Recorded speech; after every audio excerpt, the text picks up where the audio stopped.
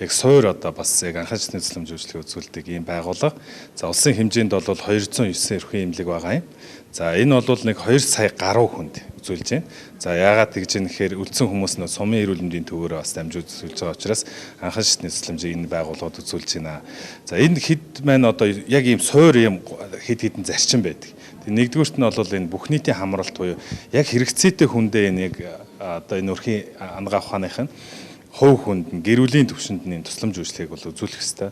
За хоёрдугаарт нь бол тэгш байдлыг бол хангах ёстой. Одоо хэрэгцээтэй бүх хүнд л одоо үйлчлэх ёстой. За ийм одоо суур зарчмууд дээр энэ өрхийн эрүүл мэндийн тусламж үйлчлэгийг явдаг. За 2022 оны үед ямар онцлог тал байна гэхээр их хурлаас бол өрхийн эрүүл мэндэд олгож байгаа нэг иргэнээр тооцсон санхүүжилтийг нэг дахин нэмэгдүүлж өгсөн. Тэгэхээр энэ бол одоо тухайн тусламж үйлчлэгээ үзүүлэгч байгууллагуудад за анхаачны тусламж үйлчлэгийг үзүүлэхдээ илүү одоо сайн өнөөдрийн төвчнөөс илүү сайжруулаач гэсэн одоо ийм сайжруулахад шаардлагатай санхүүгийн их усүрийг нэмгэж өгсөн том шийдвэр болсон.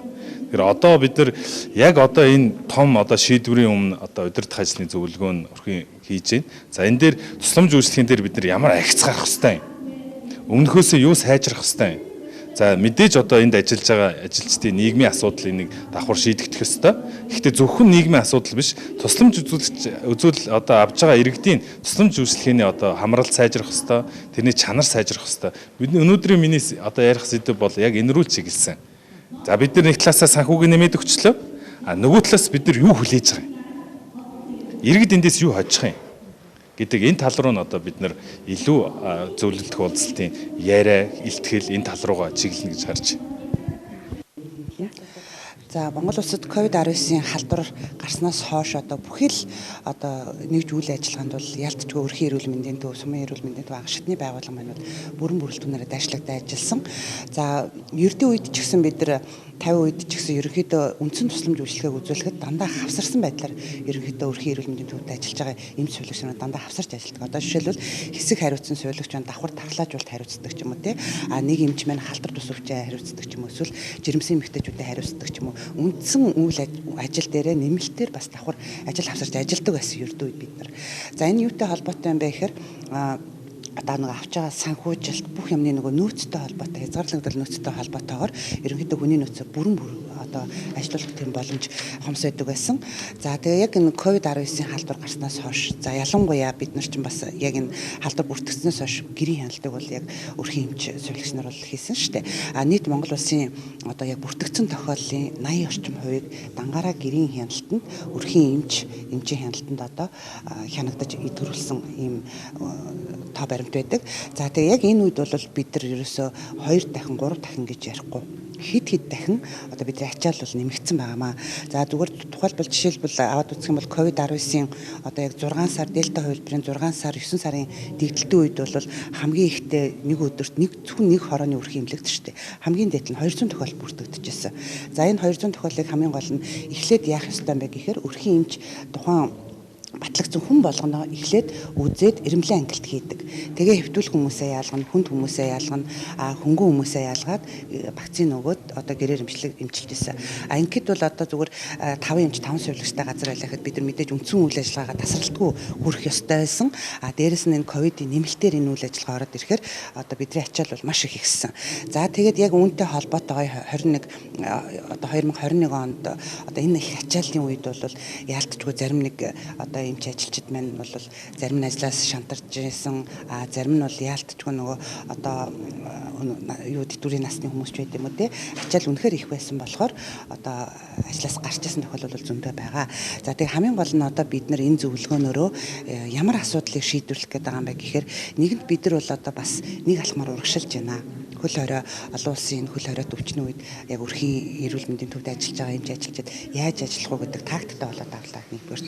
Хоёрдугаарт бид нар энэ ажлын одоо энэ хүчин чадлынхаа нөөцийн хуваарлтыг хийхээс гадна биднэрт бас дахиад шинжил хэрэгтэй байна гэдгийг бол ялцгүй COVID-19-ийн давлгаа харууллаа л да. Тэр нь юу юм бэ гэхээр одоо бидний үзүүлж байгаа тусламж үйлчлэгийн шаардлагатай байгаа тоног төхөөрөмж тий унаа тэр машин авто паркийн шинжилтүүд төр үнэхээр ингээд одоо ажиллаж байгаа орчин маань барилга байшингаас ахгуулаад бүх юм одоо шинжлэхдэх шаардлагатай байна гэдгийг бас биднэрт энэ харагдчихсан л та.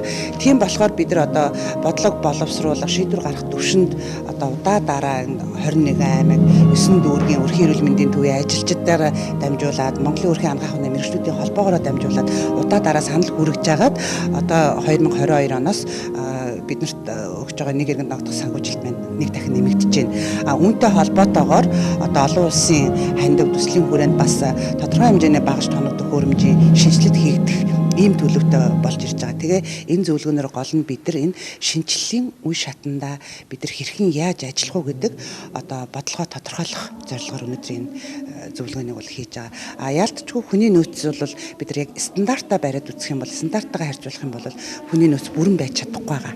Тэгэхээр бидний санхүүжилт нэмэгдснээр яах ёстой вэ гэхээр хүний нөөцөө бүрэн оронтойгоор авч ажиллуулна. Хүний нөөц бүртэмжтэй одоо яг оронтойгоор ажиллаж чадах юм бол иргэдэд үзүүлэх эрүүл мэндийн хангах шатны тусламж үйлчилгээ хамгийн гол нь чанартай, тэгш хүртээмжтэй. Дэлхийн эрүүл мэндийн байгууллагын зөвлөмжийн дагуу хэнийг ч орхитуулахгүй байх, бүх нийтийн эрүүл мэндийн хамралт гэдэг энэ үндсэн зарчмаа бид нар хангахад одоо нэг алхмаар хүртэл ойртох ийм ач холбогдолтой байгаа.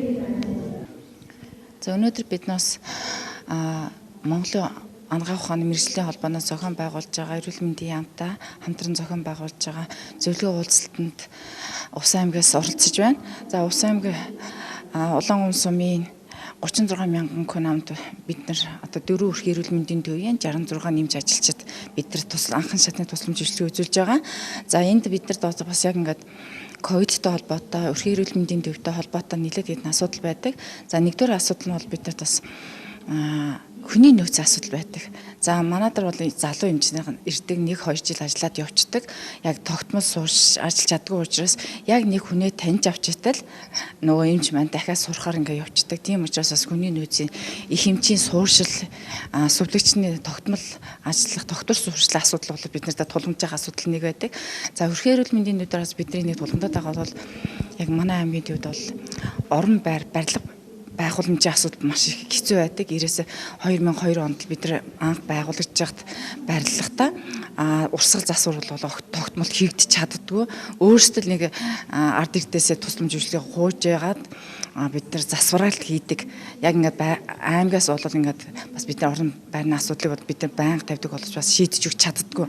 За 3 дахь асуудал бол бид нар автомашины асуудал байна. За сая ковидын үеэр бол бид нар маш их хэцүүцсэн. За энэ дээр яасан бэ гэхдээ бид нар ерөөсө 2002 онд л өгсөн 2012 онд өгсөн машинтаа 4 өрхийн эмнэлэг тэр машинаараа бол бид нар тусламж үйлчилгээ явуулахад бол зарим нь эвдэрдэг. Тэгээ ганц машинаараа ковидд тусламж үйлчилгээ явуулдаг. Ард нь яаралтай дуудлага ирдэг. Бид нар бас тусламж үйлчилгээ үзүүлж чадахгүй асуудал бол бид нартай гарч ирсэн. Одоо ингээ бид нар бас аймгийн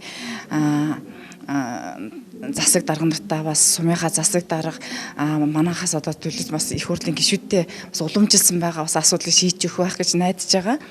За мөн өөр бид нартай тулгамдаад байгаа асуудлын бол бас нэг өрхийн эрүүл мэндийн төвүүд дээр хамтарч ажиллах үйл ажиллагаа дээрээс нь бид нарт бас нөгөө нэг тусламж үйлчилгээ явуулж байгаад бол санхүүжилтийн ажилд өрхийн эрүүл мэндийн төв дээр одоо хөдөлгөөнд хүн ам маш их байдаг. Одоо яг аймгийн төв дээр ялангуяа 9 сараас 4 сарын хооронд бол нөө сумуудын малчид хүүхдүүдэд аваад ингээд нэг ээж нь одоо хүүхдээ аваад юм уу тий гэр бариад орж ирээ суучдаг. Тэдэн дээр бид нар бас ингээд тусламж үйлчилгээ үзүүлээд бид нар бас их хэцүү асуудлын нэг болж тулгамдаж явдаг асуудал байгаа. Тэр хүмүүсд бас гişүүдэд нэлээд загнуулсан хүнд хэцүү асуултанд нь хариулна. Манай одоо баярын өдөр тийм их одоо ажил яриад яг бидний энэ салбарын ажил бол ер нь дуустдаггүй юм. Тусламж үйлчилгээг үзүүлдэг та бүхэн мэднэ. За дараагийн нэг зүйл бол эрүүл мэндийн даатгалын ажлыг одоо сайн мэдэж бас энэ чиглэлийг одоо сайн хамгаалдаг. Энэ санхүү мэрэгчлэрээ бахархаж амьдраасай гэж өргөж хүссэн та бүхэндээ. За би өөрөө бол эдийн засагч хүн 2010 оноос Ламбаагааг эрүүл мэндийн сайн нөхөн сэргийг хамгийн сүүлд одоо сэргийг одоо хөнгөлөлтийн тусламж одоо бид нар одоо голынх нь буюу яг эмчилэн эрүүлжүүлэхийн тусламж үйлчилгээнээс урагшаага явагдсанаа хардаг. Нэгдүгээр эргэцэн орчны шинжил. За эргэцэн орчны шинжилгээг бол одоо 2000 даатгалд оруулж өгсөн байгаа.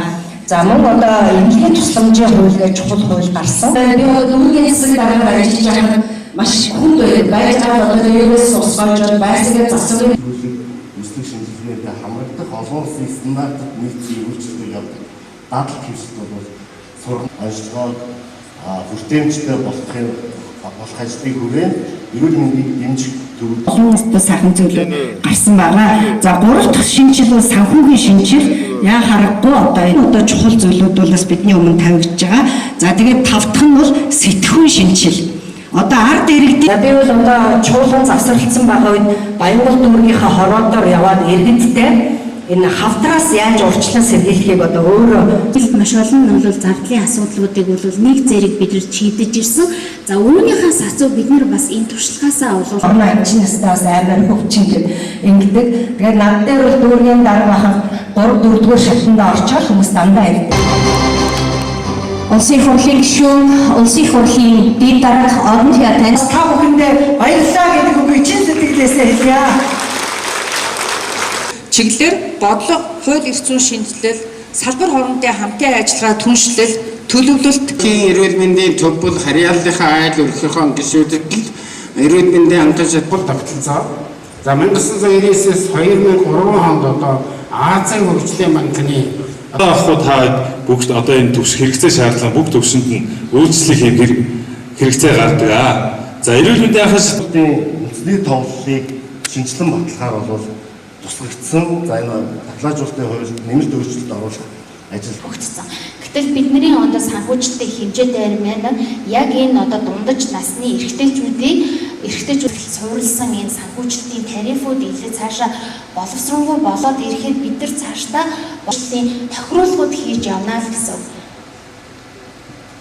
За 21 онд бол